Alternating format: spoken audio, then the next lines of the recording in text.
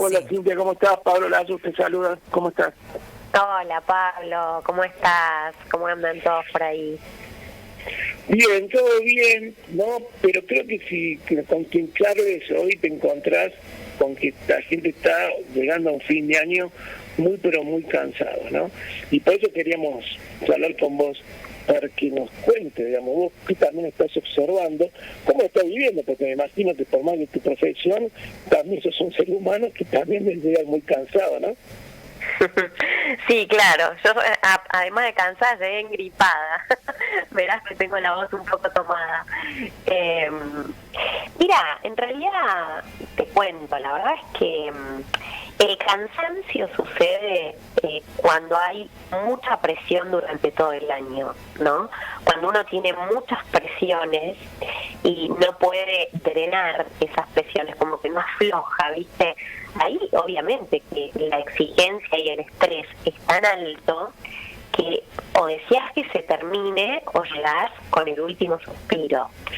Y no olvidemos también que nosotros no venimos nosotros todos, ¿no? La humanidad, la Argentina, no venimos de un año de cansancio, venimos de varios años desde que comenzó la pandemia de estar cansados y agotados de pelear, ¿no?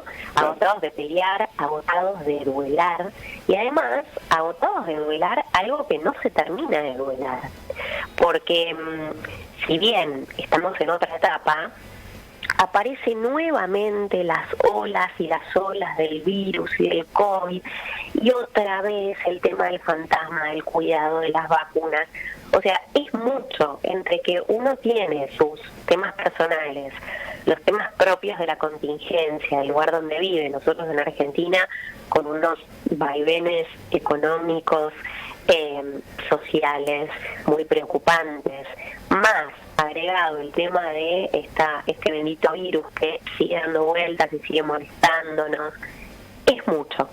Por eso lo interesante, Pablo, es construir lugares en donde discuta un poco el placer, porque ¿cómo contrarrestás tanta angustia o tanta tensión?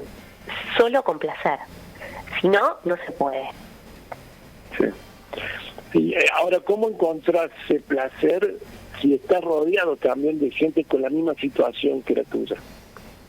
Bueno, es una buena pregunta, pero hay que construirlo. No, en realidad el placer es muy subjetivo. Cada uno encuentra placer en distintas cosas. Por ejemplo, ahora es un momento de gran placer para el pueblo argentino porque estamos ganando el mundial, superando cada partido. Es un momento en donde hay unión, nos reunimos para ver el partido, estamos ansiosos, estamos disfrutando de un momento compartido. Estos son momentos de placeres generalizados que están sucediendo ahora porque tuvimos la suerte de ganar hasta ahora lo que viene dándose. Pero además hay placeres en los entornos familiares, particulares, de amigos.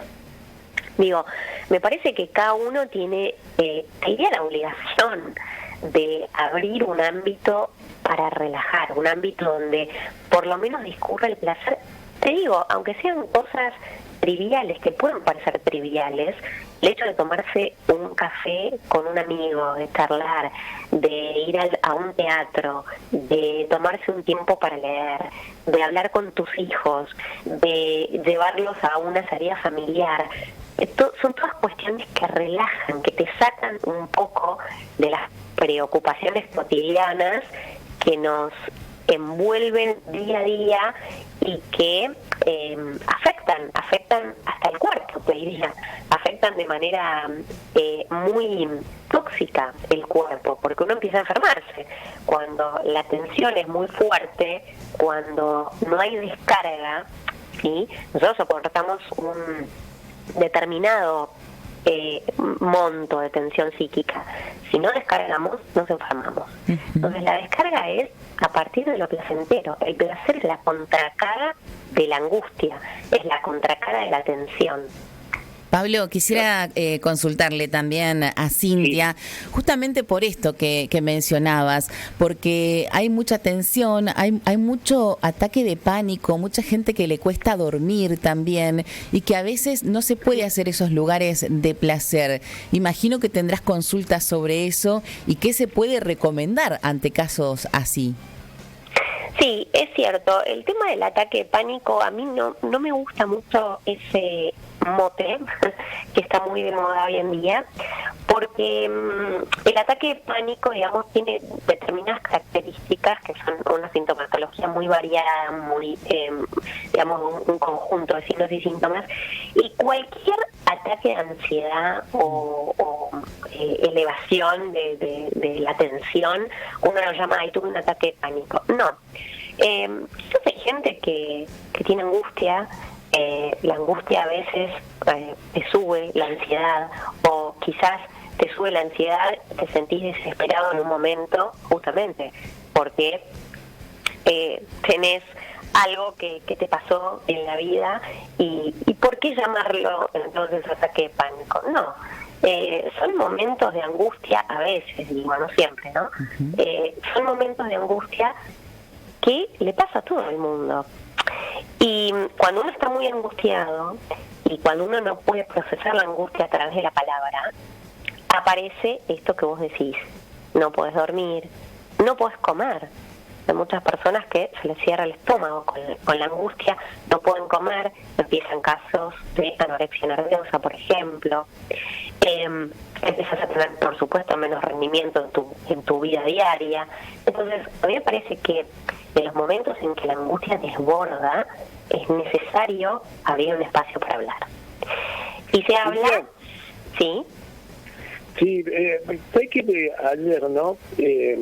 Porque a mí me gusta por ahí tal vez plantear, ¿viste? Las cosas, los puntos, y ver después cuál podría llegar a ser, ¿no? La posible solución. Y mira, no te rías si estoy diciendo una tontera, ¿no? Pero ayer veía a una persona que está en Córdoba, que es un médico nutricionista, hablaba del tema del desayuno, ¿no? Y viste que está mucho en discusión si conviene o no que el desayuno sea la principal comida, hay como muchas variantes. Yo planteaba algo que me pareció raro, pero a la vez interesante. Pues decía, mira, no te levantas y no necesariamente tenés que desayunar o comer o hacer el primer la primera comida de forma, digamos, abundante. Por ahí, simplemente con un café. Y él dijo y planteó algo, y ahí se lo llevo a este punto, ¿no? ¿Qué nos dice a nosotros que nos determina que tu primer comida tenga que ser vista a la mañana? Y a esto voy. ¿Quién nos dice a nosotros que llegue diciembre y tenga que realmente ser nuestro cierre de año? Porque hay mucha gente que hoy, como ha cambiado todo, sus vacaciones pueden llegar a ser en marzo, ¿no? O viste que la fecha ya no es como antes, que era enero y febrero, y te tomabas 15 días y te ibas de vacaciones en esa época. Ahora todo cambió en ese sentido, pero me parece que nuestra cabeza todavía no cambió con respecto a eso, ¿no? Y pensamos que llega diciembre y ya tenemos que sí o sí cerrar el año. Está bien, hay un cambio de número, pero me parece que internamente el ciclo nosotros lo estamos llevando de otra manera a lo que nos indica el comienzo o cierre de un año, ¿no? Sí, es muy interesante esto. Mirá, lo que vos hablás tiene que ver con las convenciones culturales. Digo, porque, claro, por ejemplo, para la comunidad judía el año no cierra ahora, ya cerró. Entonces, hay convenciones culturales, y una convención cultural es esto: en diciembre termina el año, cambia el número, esto es cultural. Entonces, nosotros, como somos seres inmersos en una cultura, nos manejamos de acuerdo a los parámetros, a los paradigmas de la cultura en donde vivimos. Ahora bien, es interesante pensar esto que planteas respecto de, bueno, más allá de la cultura donde vivimos, nosotros somos sujetos, seres subjetivos. Tenemos nuestra propia historia y subjetividad. Con lo cual, para algunas personas, más allá de que diciembre cambie el año, algunas personas no han terminado, como bien dijiste, de trabajar, se van de vacaciones en marzo, entonces festejarán y el año seguirá hasta que corten, ¿sí? Hasta que corten sus actividades y decidan tomarse un receso, etcétera. Entonces, a mí me parece que está bueno ir en contra de lo preestablecido, pero no como una rebelión sin causa. Realmente ir en contra si es que a vos lo preestablecido o lo impuesto no se ajusta a tu vida. Pero es cierto esto, ¿quién dice? Lo dice la cultura. Más allá de la cultura, nosotros individualmente, como sujetos, podemos hacer otra cosa con nuestra vida. Claro. Y me parece que estamos metiendo como mucha información a un cuerpo, ¿no? Que bueno, como vos decías recién, estabas medio engripado. Hay un montón de gente que está engripada. Está bien, cambio de tiempo, resfrío, pero parece también que es toda una mezcla o una suma de todas las cosas que nos están pasando, ¿no? Y vos sabés que cuando pasan un montón de cosas a nivel emocional, como te decía antes, lo que sucede es que bajan las defensas, porque, como dijimos, nadie puede soportar un montante de tensión excesivo, ¿sí? La psique soporta hasta un punto. Entonces, cuando hay mucho estímulo, ¿sí? Mucho estímulo, angustias, frustraciones, preocupaciones, el dinero que no alcanza, por ejemplo, hay familias que tienen que ver cómo le dan de comer a sus hijos, cómo pagan el alquiler, cómo pagan las cuentas, digo, todas estas son tensiones que se van acumulando y lo que hacen, lo que producen, son efectos en la psiquis y en el cuerpo. Entonces, ¿qué pasa? Bajan las defensas. Y cuando bajan las defensas, más allá de los virus, bueno, uno se enferma, es más receptivo a enfermarse. Por eso digo que lo interesante, lo bueno, es abrir un espacio para hablar. La angustia y la ansiedad se drenan con la palabra. Entonces, si vos abrís un espacio donde puedas hablar, donde puedas elaborar tus preocupaciones, tus angustias, tus duelos, tus pérdidas, bueno, entonces tu vida tendrá otro sentido y desde ya las repercusiones sintomáticas, ya sean psíquicas o físicas, por supuesto se van a elaborar de otra manera. Cintia, a propósito de esto último que decís, ¿cuándo uno tiene que acudir a una escucha profesional? Porque a veces minimizamos lo que nos pasa y uno dice, bueno, problemas tiene todo el mundo, problemas con la economía o problemas de pareja, problemas de familia, y la realidad es que tampoco deberíamos naturalizarlo, ¿no? Y también pedir ayuda en el momento en que lo necesitamos. ¿Cuándo pensás que es momento de hacer terapia o siempre es momento? No, siempre no, porque a veces vos te sentís bien en un buen momento, no sentís que estás angustiado, o que tenés algo para elaborar, o algo que modificar. Yo creo que la terapia tiene que ver con la pregunta. La terapia, yo te hablo del análisis, porque soy psicoanalista, ¿no? Sí. Pero en general las terapias tienen que ver con las preguntas. Si vos no te haces ninguna pregunta, no vayas a terapia. Ahora, si vos te haces una pregunta, ¿qué tengo que ver yo con esto que me pasa? ¿Por qué me están pasando estas cosas? ¿Cómo podría yo cambiar determinado aspecto de mi vida para que no me pase esto, para que no me vuelva a pasar, para lograr otra cosa que me propongo y no puedo lograr? Cualquier pregunta que te atraviese y te comprometa, ¿sí? Como persona, como sujeto, ese es el camino a una terapia. El sujeto que no se pregunta no tiene por qué analizarse, porque la base del análisis es la pregunta. Si no hay pregunta, no hay análisis. Sí, ya, y te llevo a una pregunta y te hacemos una pregunta. ¿Qué pasa con el Mundial de Fútbol? ¿En qué nos puede llegar a significar este tipo de alegría? Y también preguntarte en tu caso, porque vos naciste en Brasil, ¿cómo lo estás viviendo?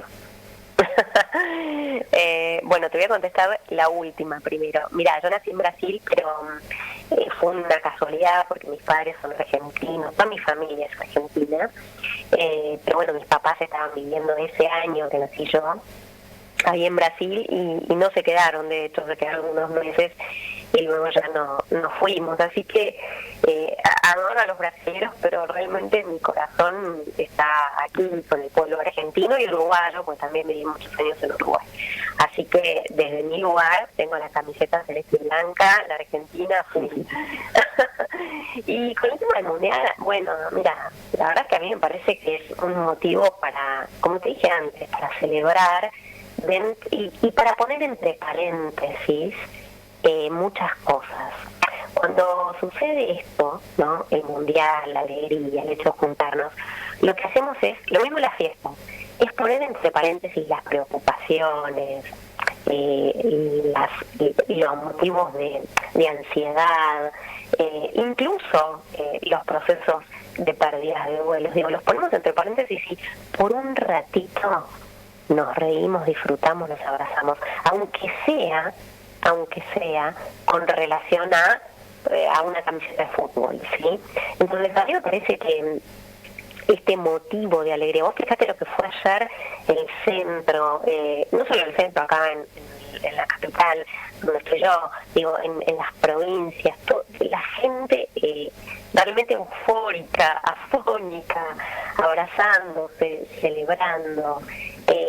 Me parece que esto es necesario y sobre todo es muy sano poner entre paréntesis a veces las preocupaciones que demandan todo el tiempo, que nos abruman, ¿sí? Como si fueran voces que no paran de gritar en nuestras cabezas, y darnos un espacio para el disfrute, aunque sea un rato.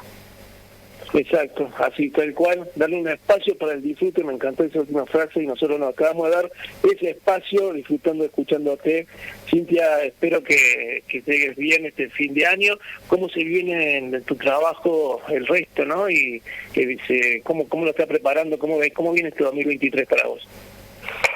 Y mira, con bastantes proyectos, estoy terminando 2 libros, que bueno, no van a salir los 2 en el 23, espero que uno, si es que llego, continúo con mis pacientes. La verdad es que entre mis pacientes y la escritura no tengo mucho más tiempo, pero sí, con muchos proyectos. Recuerden, los proyectos son el camino que conduce a la vida. Los proyectos se contraponen con la depresión, con la muerte. La muerte no es solo la muerte física. Cuando uno no tiene proyectos y no tiene deseos, está muerto aunque viva. Entonces los proyectos tienen que ver con la vida. Bueno, por suerte yo los tengo. Bueno, buenísimo. Y estaremos atentos a esos proyectos, precisamente cuando salgan ahí tus libros, ¿no? Para darlo a conocer y para que gente lo disfrute. Cintia, un placer charlando con vos. Saludámelo, por favor, al padre, el cura Rolón, ¿no? Que anda cazando gente por ahí, ¿no? Que... No digas eso, porque eso fue nada más que un gesto de amistad. Hermoso gesto, la verdad, a mí hermoso también me encanta, gesto. digo. Es muy buen Exacto. amigo él, es muy buen amigo, Sí, además sí. de buena persona. Se nota que sí. Te mando un beso grande, saludos. Bueno, muchas gracias, un abrazo para los dos. Gracias. Bueno, ahí pasaba Cintia Huila charlando con nosotros cómo se llega este fin de año, mezcla de la selección. Y Vero, te cuento que Cintia es la esposa de Gabriel Rolón y lo cargaba con respecto a que Gabriel, viste, había sido el cura, si se quiere, entre comillas, del casamiento de Alejandro Fantino. ¿Viste? Se presentó y le dio una charla cuando Alejandro se casó y es por eso que él le hacía ese chiste al último, ¿no?